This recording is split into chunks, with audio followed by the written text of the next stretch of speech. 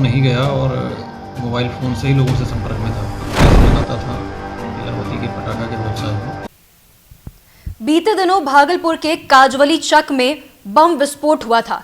पटाखे बनाने के दौरान यह बम विस्फोट हुआ था जिसमें कई लोगों की मौत हुई थी, कई सारे मकान ध्वस्त हुए थे। अब पुलिस इस मामले पर मजबूती से और एक्शन के साथ छानबीन कर रही है।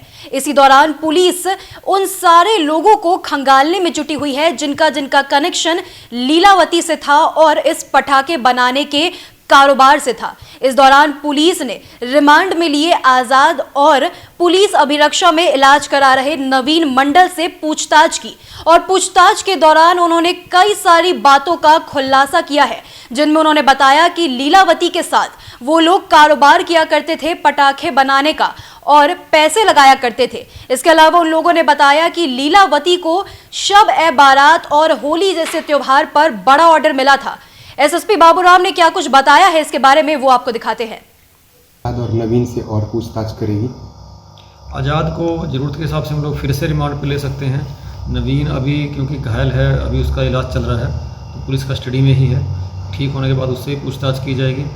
इसके अलावा और भी कई ऐसे भी बिंदु हैं अनुसंधान के, जैसे FSL की अभी केमिकल एग्जामिनेशन की रिपोर्ट नहीं आई है। जो भी बारूद घटनास्थल से बरामद हुआ है उसका केमिकल नेचर पता चलने के बाद और नए निष्कर्ष निकल सकते हैं, नई बातें सामने आ सकती हैं। इसके अलावा आशीष अभी इसको फॉरवर्ड किया जा रहा है, कस्टडी में ही है पुलिस की, उसको वो भी इलाजरत है, तो उससे भी कुछ नई बातें पता चल सकती हैं। इनके जो मोबाइल नंबर हैं, उनका CDR है, उनको भी खंगाला जा रहा है। तो अभी सभी बिंदुओं पर अनुसंधान जारी है और इसका अनुसंधान का दायरा काफ़ी विस्तृत है। अभी काफ़ी काम किया जाना बाकी है। लेकिन बाद में हम लोगों की जांच में ये सामने आया था कि घटना के तुरंत बाद ये घटनास्थल पर नहीं गया और मोबाइल फ़ोन से ही लोगों से संपर्क में था। जब ये पूछा गया कि आपका इतना बड़ा नुकसान हुआ था, आप घटनास्थल पर क्यों नहीं गए, तो इसका कोई जवाब नहीं दे पाया। और इसके बारे में नवीन मंडल ने भी अपने स्वीकारोक्ति बयान में बताया था कि आज़ाद की भागीदारी थी लीलावती के साथ पटाखा व्यवसाय में। तो काफ़ी पूछताछ के बाद उसने सिर्फ इतना स्वीकार किया कि हाँ, पैसा लगाता था लीलावती के पटाखा के व्यवसाय में और उसको हिस्सा मिलता था और पटाखा को बेचने में सहयोग करता था। इसके अलावा नवीन मंडल ने काफ़ी विस्तृत जानकारी दी है और नवीन मंडल की निशानदेही पे ही आशीष नामक सप्लायर की गिरफ्तारी हुई है, जो कलकत्ता से बारूद लाकर यहाँ सप्लाई करता था। नवीन मंडल, महेंद्र मंडल, लीलावती, गुड्डू मंडल, इन सभी को उसने बारूद सप्लाई करने की बात स्वीकार की है। SIT की एक टीम कोलकाता भी गई थी जिस दुकान से बारूद ख़रीदा जाता था, तो वहाँ से भी दुकानदार ने पुष्टि की है, GST वाले पक्के बिल भी दिखाए हैं, पैसे का भी लेन देन हुआ है। और जो आशीष है उसके पिता राम कुमार, वो भी पहले बारूद सप्लाई का काम करते थे, उनके नाम से ही बिल बने हुए हैं अभी भी।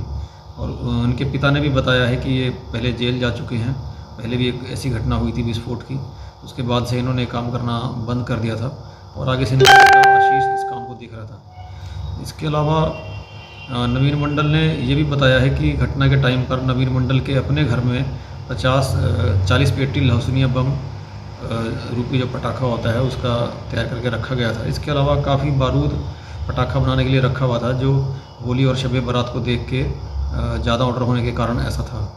सर, ये बातें सामने हो पाई है कि पटाखा बनाने का जो बारूद था वो नॉर्मल बारूद था और जो लोगों की मंशा थी वो सिर्फ और सिर्फ पटाखा में ही बारूद इस्तेमाल करने की। अभी तक जो बात सामने आई है, मोहल्ले के जितने भी लोगों ने बताया है, FSL, BDS, ATS, दूसरी टीमें जो जांच में यहाँ आई हैं और जो लोग गिरफ्तार हुए हैं उन्होंने जो बयान दिए हैं, अभी तक की सारी जांच से यही लगता है कि यहाँ भारी मात्रा में पटाखे बनाने का काम हो रहा था और पटाखे और बारूद स्टोर था, जिसमें किसी कारणवश एक घर में पटाखे में विस्फोट हुआ और क्योंकि दूसरे जो पड़ोसी महेंद्र मंडल का घर था वो भी एकदम सटे हुए था, तो उसमें भी भारी मात्रा में पटाखे और बारूद था और वहाँ पे भी तुरंत ही विस्फोट हुआ, जिसमें दोनों विस्फोट में CCTV का फुटेज हमने देखा है तो 1 सेकंड से कम का अंतराल है। ऐसा लगता है कि एक के बाद एक दोनों जगह 2 ब्लास्ट हुए हैं और ऐसा लगता है कि इस ब्लास्ट के इम्पैक्ट के कारण ही, क्योंकि मकान बहुत पुराने और जर्जर थे, तो मकान गिर गए।